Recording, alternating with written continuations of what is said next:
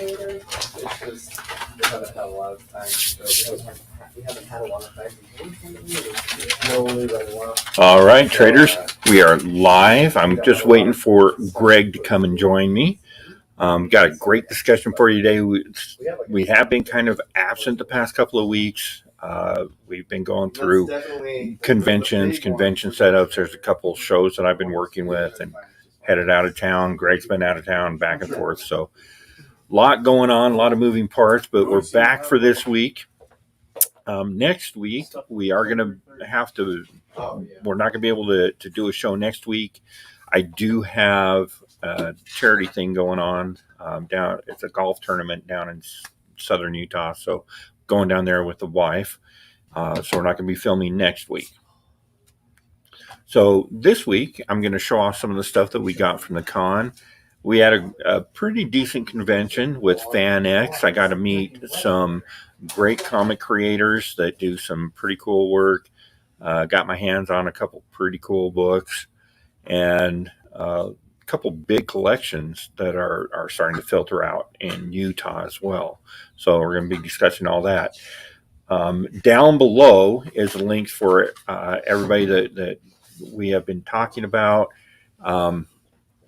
which also includes a link to the Black Cat, both his Facebook page and his website. Make sure you go over there and like that. And here we are. Burns, and there's like a ton of blood. Oh, God, are we on? We are on. Oh, hey. Hi. You needed a little shot there. That's an old 50s EC horror book. Burns and a lot of blood. It's anyway, hey there. Hi, Eric. Hey. Been a couple weeks. I know it has. So everything's late. Nobody dies. Episode 56. Even we're late. Lucky 56. Lucky 56.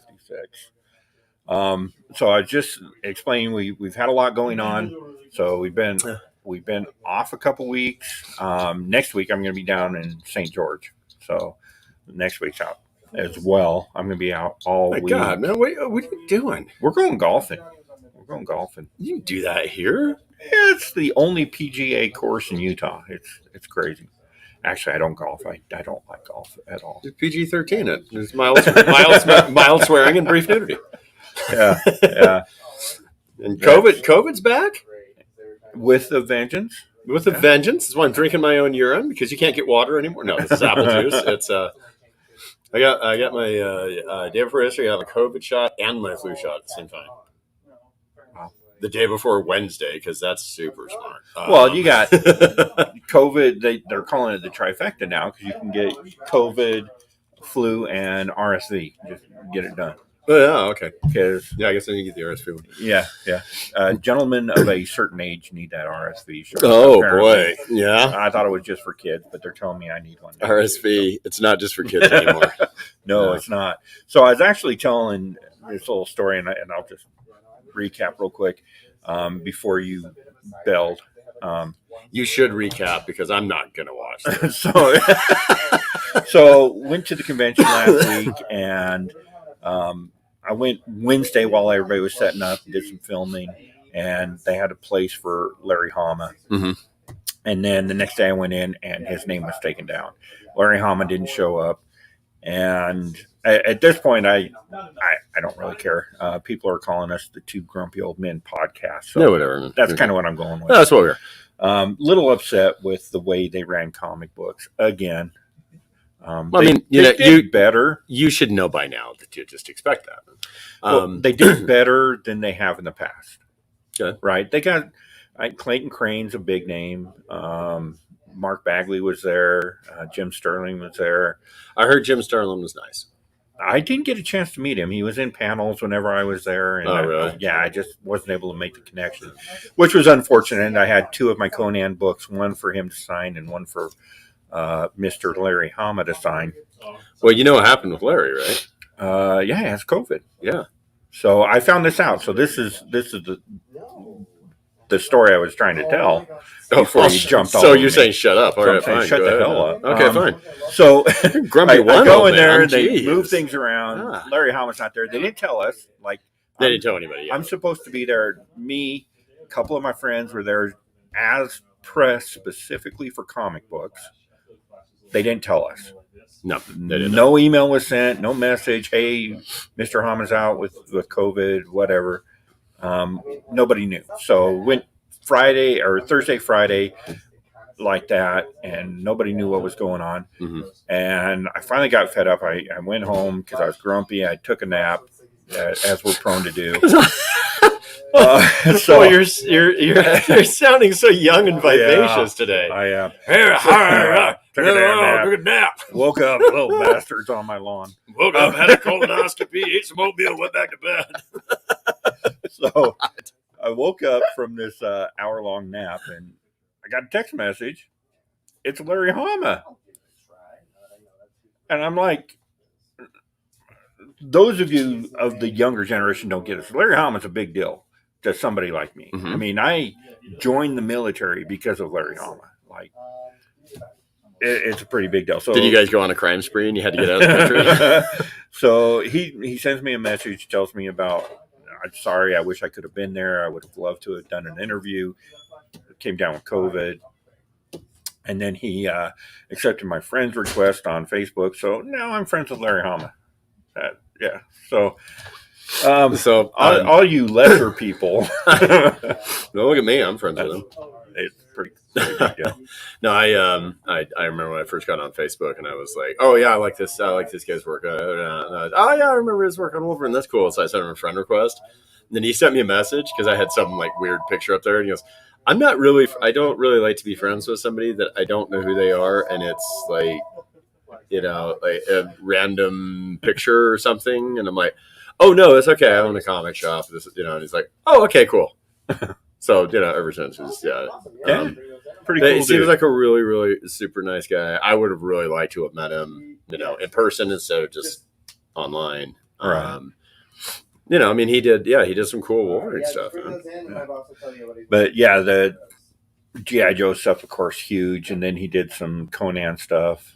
That's a pretty big deal to me. So, but he wasn't able to make it because of COVID. So any of you that were wondering why Mr. Hama wasn't at FanX, there you go. That's kind of the deal. That is why.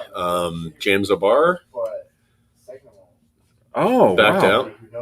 out. Yeah, I forgot he was even scheduled. The only thing I heard about him is he said he had some other stuff come up. Huh. I don't know what that means. He said something came up, and then he just didn't show up. Well, he's kind of got a different relationship with the Utah crowd. Like, Yeah. going all the way back to, what was it, 91, with the incident at Salt Lake Comic-Con in 91. I don't even remember that. Oh, wow. Yeah. What happened? There was a big fight that broke out, and there was a lot of yelling and screaming and people throwing things at people's heads. And it involved him and another comic creator. Just not going to throw names out, but it was a hell of a boy. I'll tell you what. It was a lot of fun. So, and he was really good friends with John, the first owner of Dr. Bolt's. Mm-hmm. So that's how they even landed him for Comic-Con that year. Right. No, it makes sense. But yeah, I'd like to know if that was like an interaction between him and FanX or Dan, or I don't know what the deal is with that one, because but that's the disappointment that I have with it. Now, is number one, you get maybe 4 or 5 names comic book wise. That's it. Right. People that are not there every year, or people that don't live down the street that they don't have to fly in. And so you get 4 or 5 names that are like, oh wow, okay, this is cool. Larry Hama, Jim Starlin, James O'Barr, and then you get these people in here, right? And then half of them aren't there. Now with Larry Hama, obviously it's not his fault, right? He's not a teenager, and you got to treat this stuff seriously, right? O'Barr, I don't know what happened there. Probably never will. Who cares? Whatever. But but the fact that they didn't make it is not the point.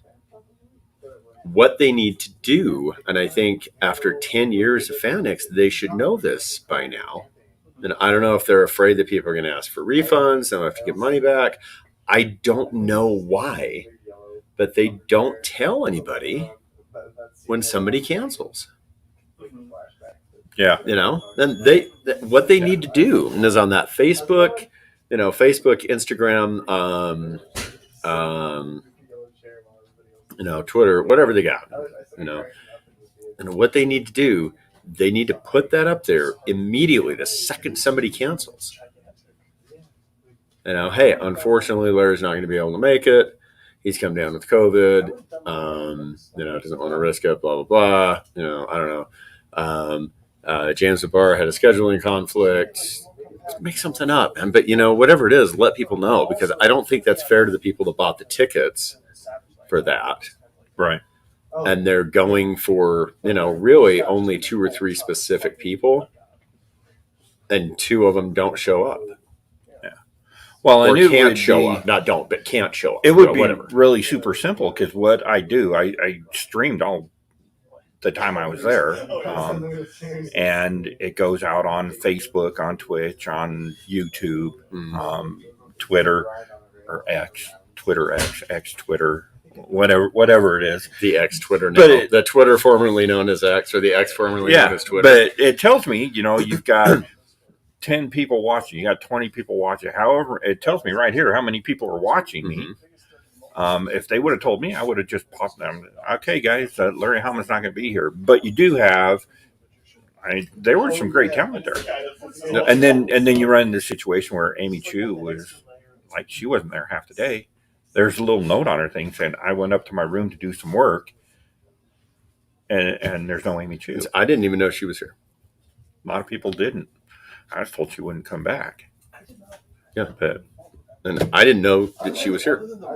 I would have loved to go and talk to her. I haven't talked to her since we did that Kiss book. But they made some steps forward. There were, all the comic people were at least in one area. I would have liked to have seen our Utah guys, Bleak Haven and Michael and Travis. And Travis was with them. Travis was all the way over to the end. He had a good spot, though. That's not a bad spot. He was really happy with his spot, but it would have been nice to see him get the recognition that the rest of these creators get. See, so one thing that I notice at other conventions that works really nicely is they do have, they're not going to have, a guy that does a fanzine or a zine or whatever. They're not going to have them sitting next to Garth Ennis. You know what I mean? But at least they're in the same space. Right. And all that does is increase the visibility of indie creators and small publishers, small press, small creators, things like that. Yeah. And I feel like, if you're gonna have comic creators there, put them all kind of in the same place, because it only increases everything, because especially if they're local. If they're local, you're going to get people to go for the bigger national names or the famous names, and they're going to pop in there and be like, oh, what's this? That's cool looking. Well, how many people went to get Mark Bagley's signature and talk to him for a second, if they could get a word in, and don't know who Bleak Haven is, or who the Mighty Utah is, or I have no idea. Like great books, like they go everywhere. Invite me, I'll be there all day. Oh, we'll invite you anytime, Marvin. Actually, we do have a convention coming up. Wasatch Comic Con. It's a creator convention, so it's for creators to show off their wares and stuff. And you can sleep on my couch. Ooh, he's told me that before. I don't know. It gets weird. He's the creator of The Edge. Well, I know that. Stuff. I know very that. cool. I know who Marvin is. I'm just saying he gets weird when you sleep on your couch. You make me so nervous. I had a full head of hair the first time I slept there. There is. We were just talking. There's always the C3. C3. We're still looking for a date for that. We're still looking for a location for that as well. Okay. Um, Or there's the charity event we're going to do next year, because we're going to do the same. We're going to do the same thing we did for Adrian every year. oh, nice. We're just going to pick a different charity Very nice. because it worked out so well. Everybody was so incredibly nice. Very generous. Really, really cool. First weekend in November. It's a Friday, Saturday in Salt Lake. It's in West Valley, but Salt Lake. Yeah. That's when Salt Lake adjacent. When we have Wasatch, and we'll be doing interviews with creators. Greg's going to sit in on a couple of those with me and support our local guys. But yeah, if they put them all in the same area, it would be nice, especially in Utah. You get that convention brings people from.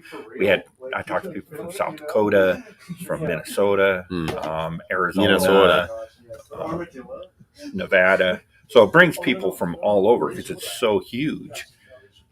It would be nice if they go to get a signature from a Jim Starling or Clayton Crane or somebody, if they see the Mighty Utah in there and they're like, what's this? Yeah, what's that? What's that about? And a lot of people that come in here really love local stuff. Oh, yeah. We love our local guys. We've got, people like not from here. Right. So I get out of towners and all the time, and there's where's your local? Do you have a local section? We'd love to get something here that we can only get here. Yeah, and they really, really like that. Well, if you read if you like anthology horror, that type of stuff, then Bleak Haven's a great book for you. Mm-hmm. Like Stan does a fantastic job. This world that's in this dude's head is insane. If you like the old West Coast Adventures, Wasatch Wonders is a blast for that. Yeah. If you like the old, not really Ralph Snart, kind of like a cross between Ralph Snart and Underdog, the Mighty Utah is right there. So really, really cool stuff. And it's fun, and it's people that are doing this not to get a movie or a TV deal. They're doing it because they really like to do comics. Yeah. No, and that I really respect, and I don't, I don't see that enough anymore. It seems like with a lot of these publishers, they are just everything they churn out is, well, maybe we make a TV show out of this. Oh yeah, I've said for a while, everybody writes for the option. Yeah, that's where they're at. Yeah, Can we get this option? And I really feel like, oddly, some of the best stuff that I've read in the last little while has been stuff that is kind of a TV, movie, mass market, whatever, but come to comics. Like that first issue of the new Creep Show. Oh, yeah. Garth Ennis story in it. I do not know how they have not gotten in trouble for that, but it was really good. Yeah. I was reading it, and I'm like, well, I'm going to take this to a dark place. I think I know how this is going to end. No, I did not. Did you read that? No, I haven't. Oh, my God. He went 10 times darker than what I thought. Huh. And I'm a mess up here. But that was great. The new Stuff of Nightmares one shot. Oh, I haven't Red Murder. The new one. That was really cool. Nice. Red Murder was awesome. Stuff that's inspired by other things. The Nasty, that John Lee's book, I thought was really, really good. The last issue, I think, is coming out on that pretty soon. Well, yeah, I read, I picked up Firefly. The Firefly stuff has been really good. The Star Trek stuff. This series has been really good. Yeah. I'm really enjoying that. And this cover, by the way, Black Cat exclusive. This is live now. Great. Yeah, Thanks. Thanks a lot. Sean Von Gorman. Yes. And is that how you got that? Awesome. Yeah. Super cool guy, super cool book. If you're a Trekkie, you need to subscribe to this guy's Facebook page. It is hilarious. Oh, Sean is such a Trek geek. Aggressively relaxing sin. My book to sell. I'll send you some copies of my book to sell right now. The only place you can get it is a gas station near my house. Hefe. Nice. Yeah. Bruce Campbell. Hefe. So and it's really interesting. One of our younger local collectors. Yeah, I agree. And this book is, I think, the best they've done in a long time. One of our younger Utah collectors, he, like a genius, 20, probably 23, 24-year old, rode his bike an hour and a half in the middle of the Utah afternoon sun to get to my house to pick up his books that I was pressing for him. So he sat in my garage and we just chatted about stuff for. He rode that long? You made him sit in a hot garage? God, you're a bastard. We chatted for about an hour and a half yesterday, and it really got me thinking about this. Now he's 23, 24 years old, but he collects a lot of bronze, silver, that type of stuff. And we were talking about signatures on books, because one thing that stood out to me at the convention is I spent a couple days with David Barron, who works on he's done some great work on the Batman stuff and a lot of DC stuff. Worked for Wildstorm before that, and great guy, but he would sign anything. So he's a colorist, right? Yes. Does he work? Has he worked with a studio, or is it just him? Like, is he with Wildstorm Studio, or anything like that? Or? He was working for Wildstorm when DC acquired him. I don't know what their situation is after that. Okay. But he did a lot of the those Dark Knight metal books where it's like Superman and the guitar and Aquaman on it. He did those. The Aquaman on the organ. On the organ. Which is my... That's my only friend's channel. But he would sign anything, and he had an interesting take on it. So my thing is, and this one I had Bagley. I also had to get that one. Adrian wrote, autographed my Archie for me. I'm a big Indy fan. But I had Bagley sign this one, and people were questioning why I had him sign this. He did the pencils on this. Yeah. So, and I think I'm not a big Carnage fan at all. So this one made the most sense. Yeah. And I did a little snippet of an interview. You can go back on the channel about a week ago, and there's like a 2 to 3 minute thing that I was talking to him. But he will do autographs for free if they're personalized. Okay. And all of my books are personalized. I prefer them that way. I think that's fair. I think that's a good way to do it. And so his thing is he will sign anything for free if it's personalized. Okay. And I made the statement, you can come down, he'll personalize it. You can get one autograph for free if it's personalized. It's like, no, I'll do whatever. I'll do as many as you want me to, as long as it's personalized. It doesn't cost you anything. So, and then after the camera was off, he's like, but I do charge. If they just want my signature on something, I'm going to charge for that, because if they're putting it on eBay, they're making more money than that signature cost them. So I'm going to make a little bit. And I think that's reasonable. I think that's fair. I mean, yeah. I mean, I think 5 books for free is fine, whether it's personalized or not. I think 5 to 10, you should be charging $1 a signature. Over 10, $5 a signature, because people are going to bring in a short box, and that's not even because they're going to flip them. It's just because they don't have the friggin' time, man. You're going to bring in 300 books for somebody to sign. Number one, obviously you're going to flip them, but they're there to meet a lot of people and sign a lot of books, Yeah. So, and it is signing their name. It's writing their name, and I get that. You want somebody's autograph, and it's cool and whatever, right? But I just think that maybe the first 5 should be good, just free. 5 through 10, because you are taking their time. They're doing that. 5 through 10 buck a piece. After that, maybe $5 a piece. It was really interesting to see everybody's different view on it, because I talked to Bagley about it, and I talked to Adrian and David, a couple others, and like David thing, and of course, he's not at the level that Mark Bagley is. But he's been doing it for 20 something years, long established in the industry, does great work, and is very approachable. So to me, I would think that his signature it's definitely going to increase the value of a book. But he's like, his view on it was, this is what he told me, is I'll sign anything and I'll do it for free. And I'm like, well, I think you should be able to make something if they're going to slab it and flip it. And he's like, that's not the contract. The contract is you buy the book. I've been paid. So therefore I will sign anything I've worked on for free. And for the most part, that's kind of how I look at it. Especially if it's a creator-owned book.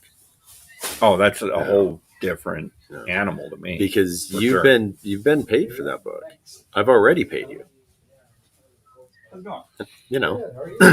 But I think the big thing, is if you come in and somebody's sitting there and they're like, oh yeah, okay, yeah, I wrote this book or I drew this book, it's $20 a signature.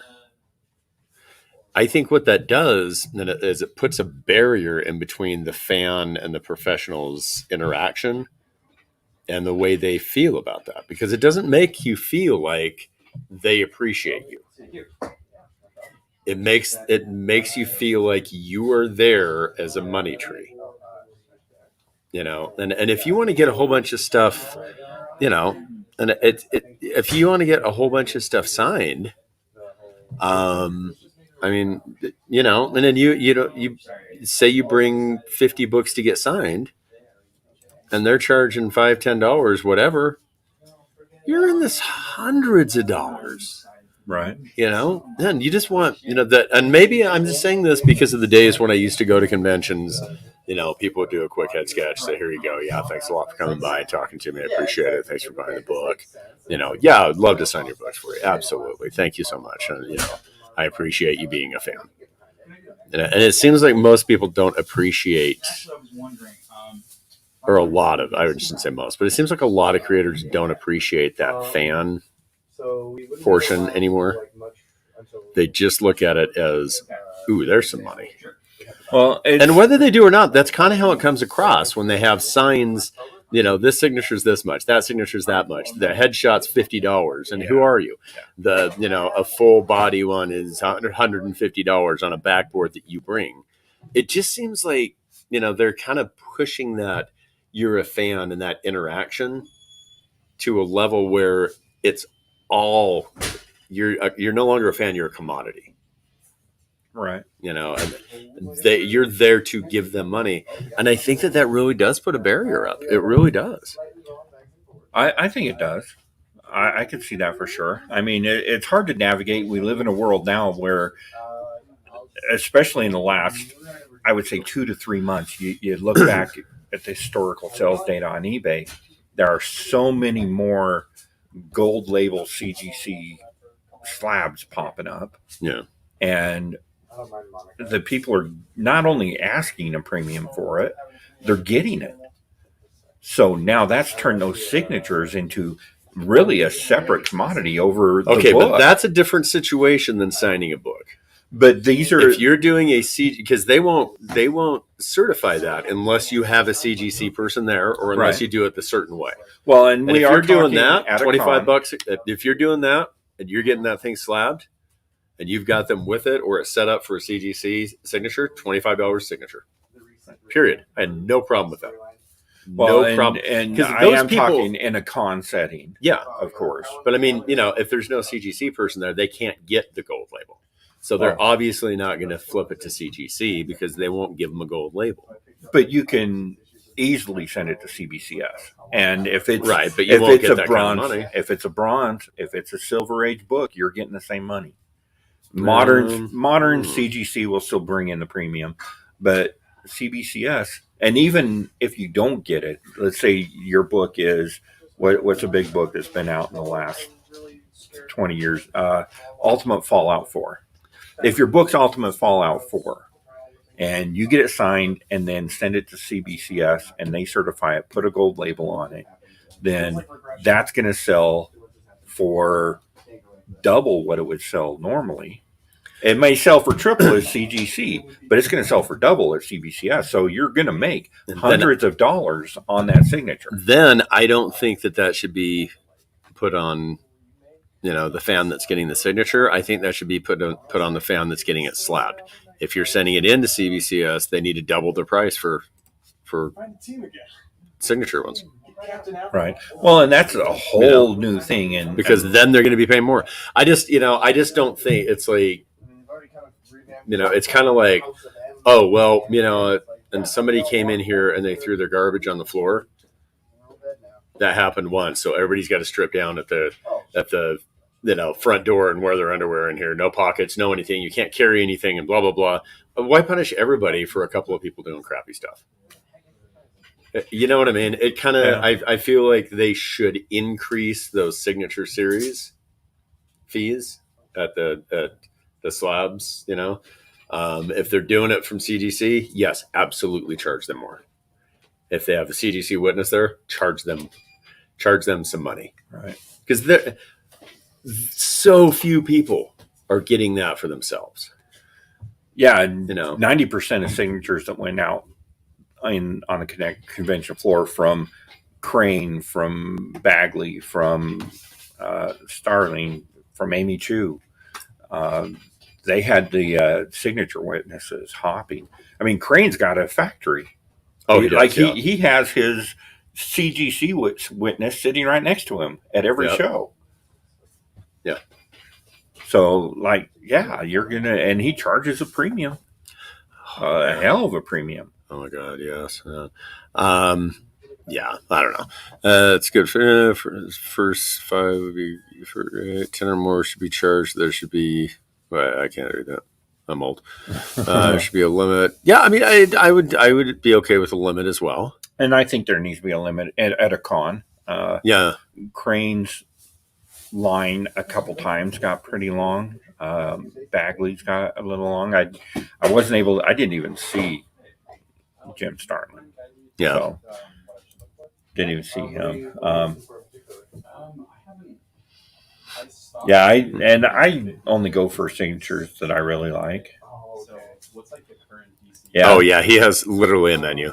Yeah, he's got a full menu of signatures.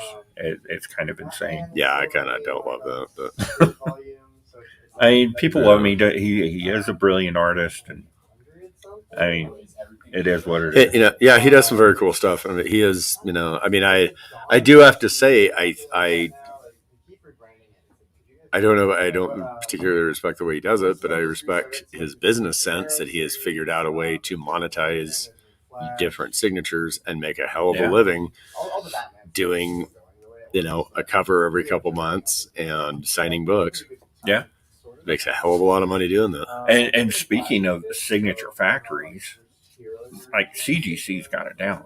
They bring some person in, stick them in a room for 8 hours with a pen and a bunch of books, and they just crank out collectibles. They create collectibles. Yeah, they stick. I mean, I think they do. They actually put them in a room with a stack of books, particular pens that they sign with, 3 glasses of water and a bucket to pee in, and they cannot come out until. They can't come out. And they're like, well, if I don't need to pee, it's worse. No, it's okay. You fill the bucket. Are the signatures done or not? Yeah. And then they do that, and then they can empty their own bucket. They have to go back in for the other 8 hours. They just announced Neil Gaiman. So a Neil Gaiman signature, like you buy the book, and it's a Neil Gaiman book, so some of those are kind of pricey. Mm-hmm. You pay for the pressing, you pay for the shipping, you pay for all that. The signature, it's going to be $140. $140. Is that with the slab? I think that's slabbed. Yeah. Then that's actually not bad. I think that's ridiculous. For Neil Gaiman, it's not that bad. I think it's ridiculous. I mean, I do have a Spawn 9 that he signed for me for free. Let's be honest. Neil Gaiman does not need my money. Oh no. That's not what I'm saying. So I He think that's definitely does not. ridiculous. I think anybody that says I mean, even if his cut's half of that, Yeah, he doesn't deserve my $70 to write on my book. no, that's true. Just doesn't. Now, I really feel that if you're going to charge $140 for that, that money needs to go to a charity. Yeah. You know, and it's I mean, I think I told you about when I met God, what's her name from Buck Rogers? Colonel Deering. Rar. What's her name? I don't know. I can't remember. I cannot remember. I met her once too. Yeah. Erin Gray. Yes. Yeah, Aaron. Yeah. Bitty Erin Gray.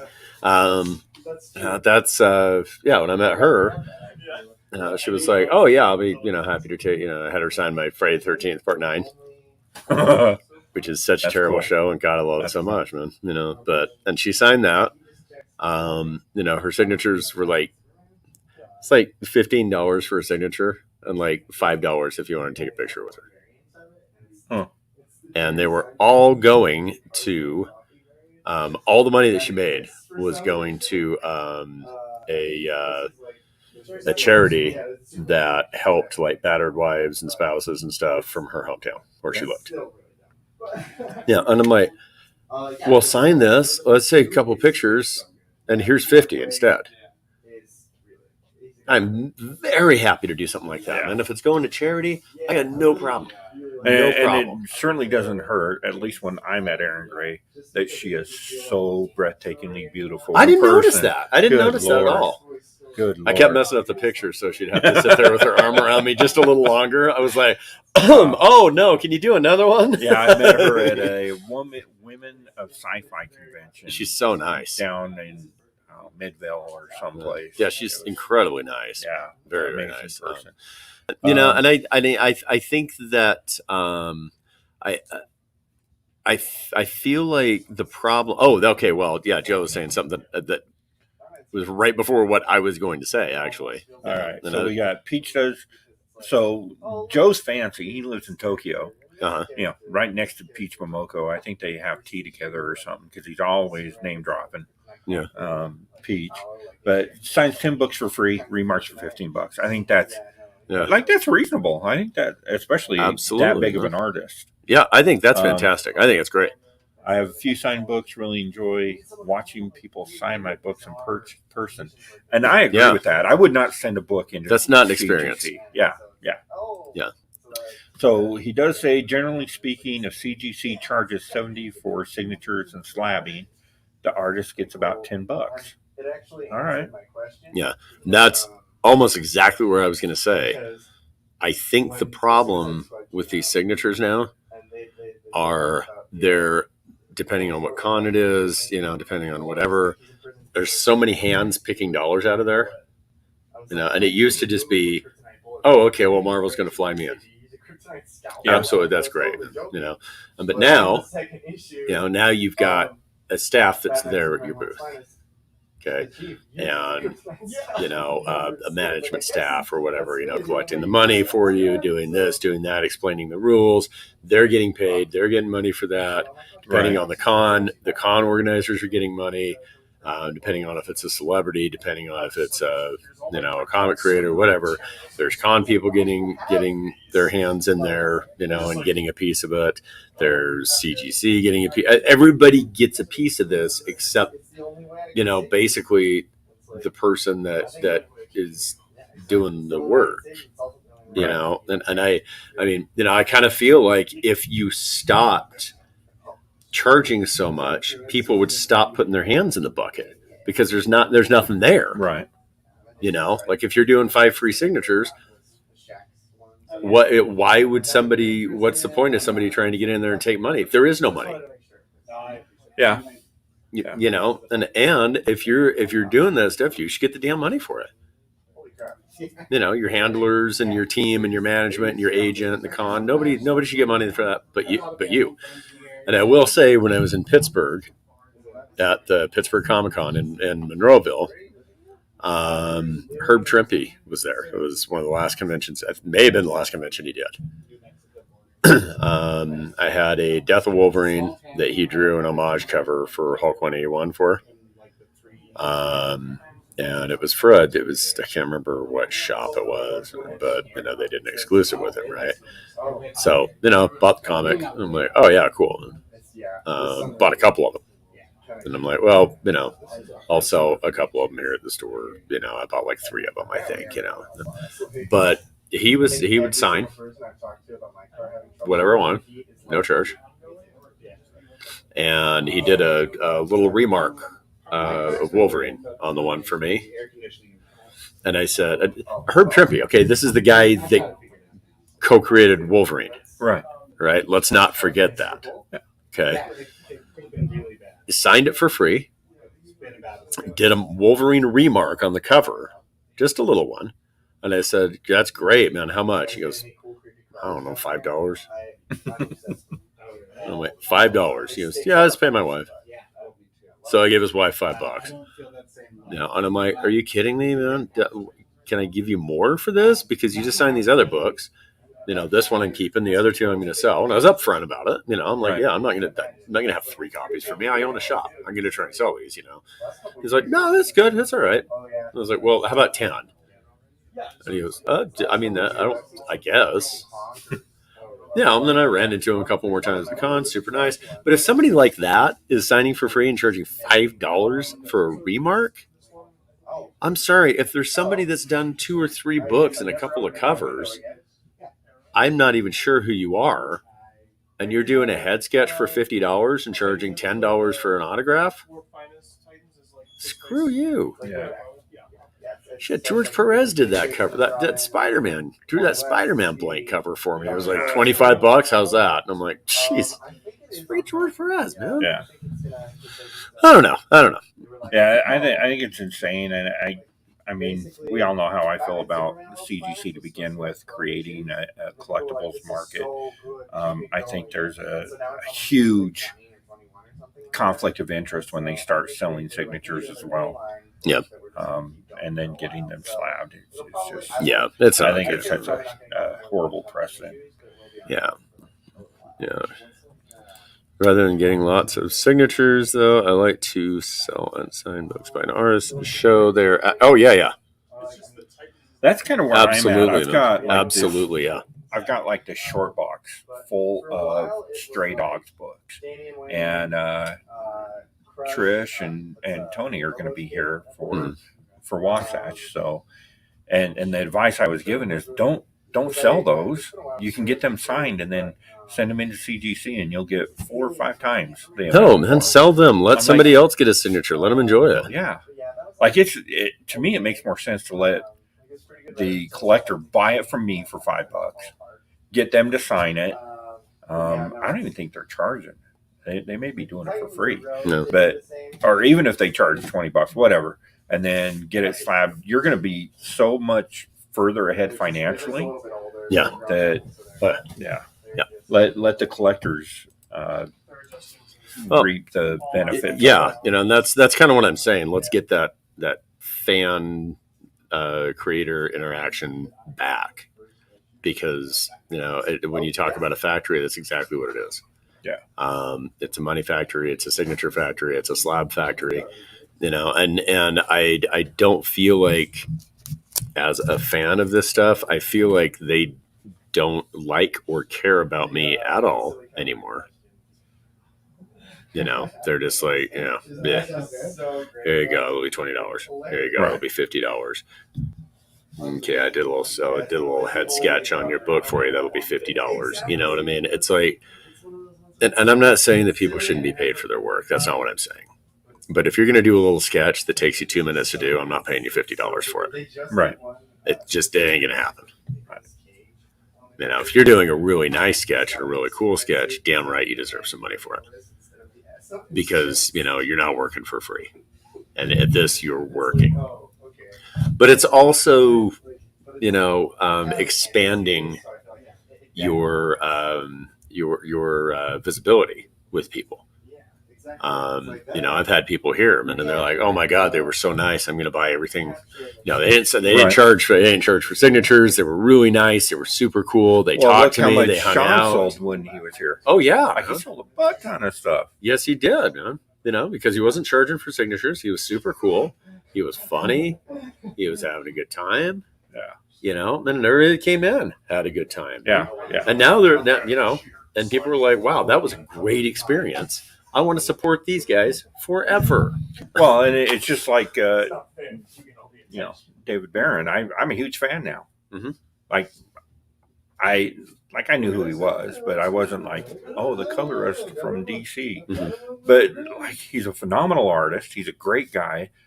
Yeah. An amazing conversationalist. And you had a good time we had talking a great to time him. talking to him. So yeah, I'm a huge fan. That translates, and that's future sales. And that's what I was talking to you about, before we started this today. And I was like, no, and you can't overcharge for stuff because that's short term. Nobody looks at the long term anymore in this business. Do you have books with big bicep characters? There is one coming out. Stephen Platt? Blowtorch. Oh, Blowtorch, yeah. Blowtorch. This is an amazing book. Did you read Blowtorch? No. Oh, it's so good. If you like what's good about 80s image, The Edge, Blowtorch, both books that kind of have that feel and that kind of hyper, hero artwork in it.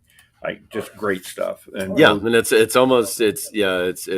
Blowtorch, the new #1 that I was just looking at the cover for it. Yeah.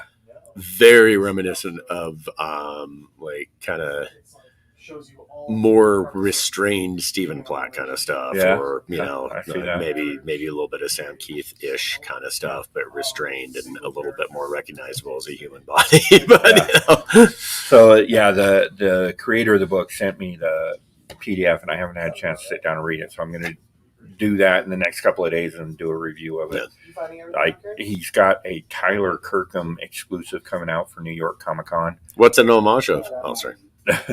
sorry. It's really cool. It's super cool. It's got the Blowtorch character, like huge biceps. What is it actually an homage of, though? It's not. Oh, it's not? No. Oh, wow. It's super cool. I'm shocked. I have not seen a Tyler Kirkham cover for a long time. At least I don't think it is. It's probably an homage of Prophet. It probably is. That's not an homage, is it? I feel like it is, but I don't know what it is. It's super cool. I did a great job. Yeah, that's pretty cool, actually. So Blowtorch, new series coming out. He's going to debut that at New York Comic Con. So if you're going to New York Comic Con, check him out. Cool. Very cool stuff. All right. So just my 2 cents worth. Get all your signatures personalized. Don't worry about getting them slabbed. The hell with that mess. Because it means more when they're personalized. It does. You remember things. You talk to them. And I had a bunch of stuff that Garth Ennis signed like 20 some odd years ago. And it's not, ooh, look what I have. It is, Steve Dillon was there. I hung out with Garth Ennis and Steve Dillon for a while. Took some pictures, got a bunch of stuff signed. Steve Dillon did a Punisher sketch for me. That was a great day, man.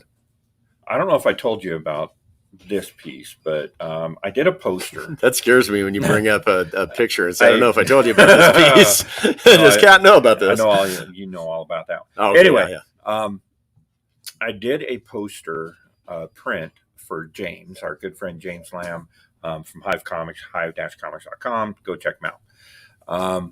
And it was people. I hear a lot about Hive Comics, and they're just bro collectors. They don't know anything about comics. Oh, James knows comics, like Golden Age, Silver Age, the fandom. Like he's a hardcore. I would collector. say I've owned this place for almost 20 years. I've been in the comic business for about 25. I've been collecting since 1975. I would say, even though James is a pup, he's a youngin'. He's a little kid. But I would say James, his knowledge rivals or surpasses my knowledge with comics. Yeah. What, you call me stupid? No, I'm calling him a genius. Oh, okay, whatever, man.